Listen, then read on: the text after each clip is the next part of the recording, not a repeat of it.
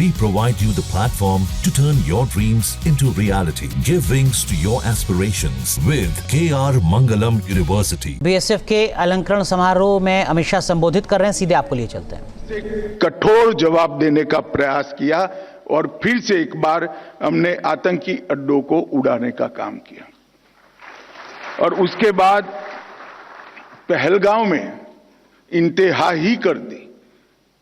निर्दोष यात्रिकों को धर्म पूछकर अपने परिवार के सामने, परिवार के महिला सदस्य और बच्चों के सामने चुन चुन कर निर्ममता पूर्वक मारने का पाप पाक प्रेरित आतंकवादियों ने किया। और उस वक्त हमारे प्रधानमंत्री जी ने उनको कहा था, बिहार से कहा था कि इसका उचित जवाब दिया जाएगा और ऑपरेशन सिंदूर ये उसका जवाब है। आज पूरी दुनिया हमारी सेना की वीरता और मारक क्षमता की भूरी भूरी प्रशंसा कर रही है। और मैं आज इस मंच पर से सेना के उन वीर जवानों को, तीनों सेनाओं ने मिलकर जो पराक्रम किया है, वो सभी को समग्र राष्ट्र की ओर से मैं उनको अभिनंदन भी करना चाहता हूं और धन्यवाद भी कहना चाहता हूं कि आपने देश के स्पिरिट को वहां तक पहुंचाने का काम किया है जहां पहुंचाने की जरूरत थी। दुनिया भर में कई जगह पे आतंकी हमलों का जवाब दिया गया है, परंतु भारत ने जो जवाब दिया है वो एक प्रकार से अलग है। जब पहलगांव पर हमला हुआ उसके बाद हमने 8 तारीख को ऑपरेशन सिंदूर लॉन्च किया। कुछ ही मिनटों के ऑपरेशन में हमने 9 आतंकी अड्डों को समाप्त कर दिया, जिसमें से 2 उनके हेडक्वार्टर थे। मगर उसमें बारीकी से समझने की यह बात है कि ना हमने पाकिस्तान के सेना के इंस्टॉलेशन को कभी तबाह किया, ना कभी एयरबेस को तबाह किया। हमने सिर्फ और सिर्फ आतंकी अड्डों को ध्वंस करने का काम किया, जिन्होंने हमारी धरती पर गुनाह किया था। मैं फिर से एक बार कहना चाहूंगा, ना हमने सेना के हवा अड्डों को, स्थापनाओं को छुआ, ना उनके एयरबेस को छुआ। 8 तारीख को केवल और केवल पाकिस्तान में बसे जैसे मोहम्मद, हिजबुल मुजाहिदीन, लश्कर ए तैयबा और उनके हेडक्वार्टर, ट्रेनिंग कैंप और एक प्रकार से भारत में आतंकवादियों को घुसपैठ कराने के अड्डे को तबाह किया। हम मानते थे कि इतना इनफ है और हमने तो हमला आतंकवादियों पर किया था, मगर पाकिस्तान ने साबित कर दिया कि जो आतंकवाद यहां पर है वो पाक स्पॉन्सर है। आतंकवादियों पर किए गए हमले को पाकिस्तान ने अपने पर किए गए हमले में मानकर 8 तारीख के बाद हमारे देश के सिविलियन सान, हमारे सेना के संस्थानों पर हमला करने का साहस किया, दुस्साहस किया। हमारी एयर डिफेंस सिस्टम बहुत अद्भुत थी, कुछ बिगाड़ नहीं पाए। और जब पाकिस्तान की सेना ने हमारे सिविलियन स्थानों और हमारे सेना के स्थानों पर हमला किया, इसका प्रयास किया, 9 तारीख को भारतीय सेना ने उनके एयरबेस पर हमला कर एक प्रखर और कठोर जवाब देकर उनकी मारक क्षमता, हमारी मारक क्षमता का परिचय कराया और उनकी एयर डिफेंस सिस्टम को भी खोखला साबित करने का काम किया। और यहां पर भी हमने कहीं पर भी पाकिस्तान के सिविलियन स्थानों पर हमला नहीं किया था। ऑपरेशन सिंदूर और उसके बाद की घटनाओं के कारण आज पाकिस्तान पूर्णतः एक्सपोज हो चुका है कि भारत में जो टेररिज्म है वो पाक स्पॉन्सर है। पाकिस्तान के द्वारा स्पॉन्सर्ड टेररिज्म भारत के अंदर हो रहा है, क्योंकि जब पाकिस्तान के टेरर के अड्डों पर हमला किया, जवाब पाकिस्तान की सेना ने दिया। जो उनके आतंकवादी आका मारे गए, उनका जब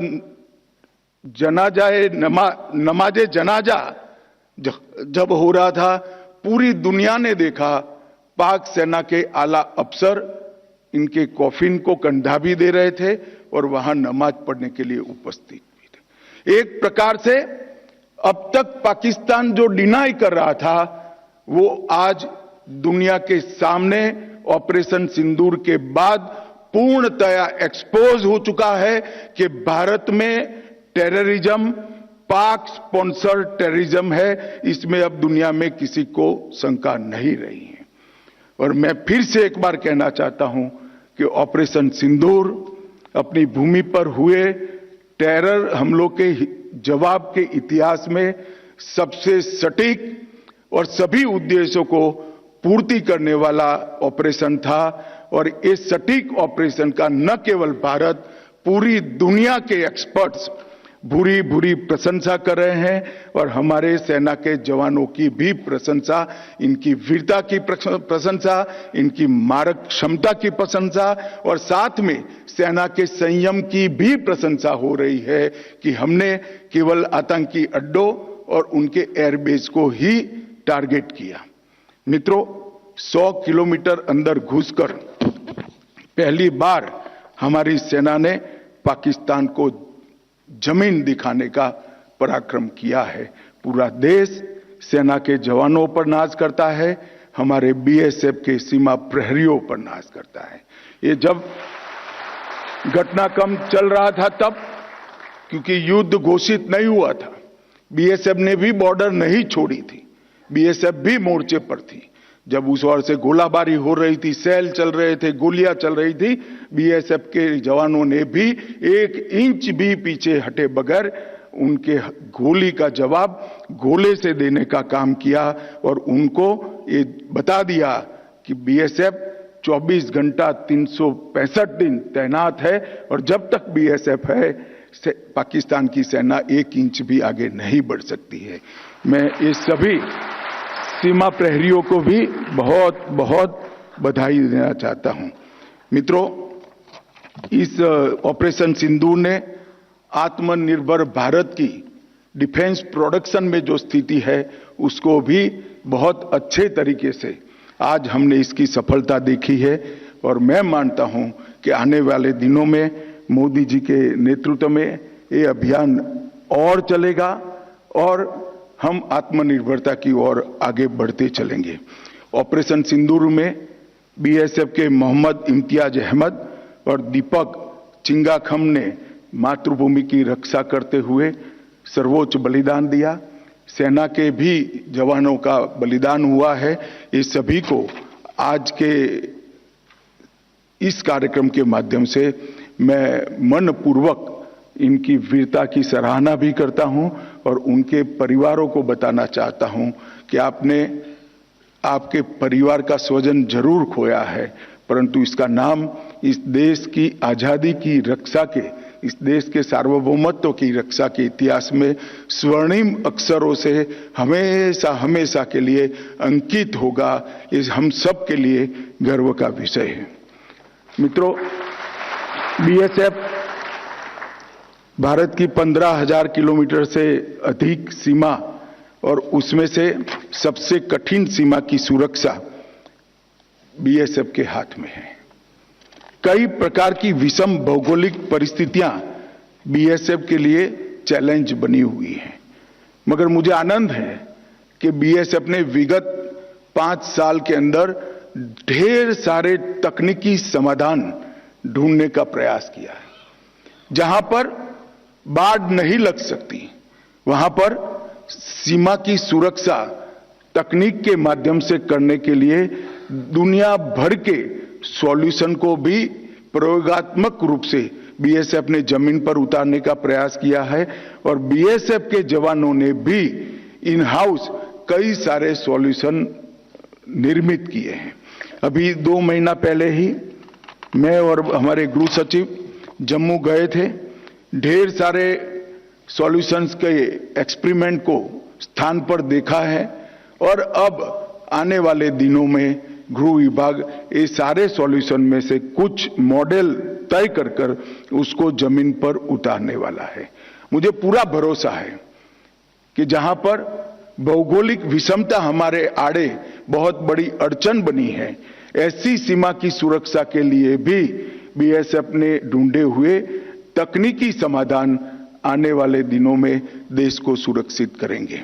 और कुछ शब्दों में मैंने ये प्रक्रिया बताई, वो प्रक्रिया बहुत लंबी है, बहुत परिश्रम करने वाली है और सैकड़ों ट्रायल लेकर एरर को खत्म कर एक संपूर्ण प्रणाली बनाने की ये प्रक्रिया अपनाई है। मैं आज इसलिए कह रहा हूं कि देश के नागरिकों को भी मालूम पड़ना चाहिए कि जहां नाले बस रहे हैं, नाले बह रहे हैं, जहां पर घना जंगल है, पहाड़ों की चोटियां हैं, जहां पत्थर है, ऐसी जगह पे जहां बाढ़ नहीं लग सकती, इसकी सुरक्षा के लिए भी बीएसएफ के जवान कटिबद्ध है और सतत पुरुषार्थ कर इसके तकनीकी समाधान ढूंढे हैं। बीएसएफ ने 1 दिसंबर 1965 से लेकर आज तक जो बीएसएफ का विकास हुआ है, लगभग 2,75,000 की नफरी के साथ थल, जल और वायु तीनों प्रकार के सुरक्षा के दस्ते बनाकर बीएसएफ आज दुनिया के सभी सीमा सुरक्षा बलों में सर्वोच्च स्थान पर खड़ा है। इसमें किसी को कोई शंका नहीं है। बीएसएफ आज अपनी भूमिका बहुत अच्छे तरह से निभा रही। न्यूज नेशन अब व्हाट्सएप पर खबरों के ताजा अपडेट के लिए न्यूज नेशन के इस क्यूआर कोड को स्कैन करें।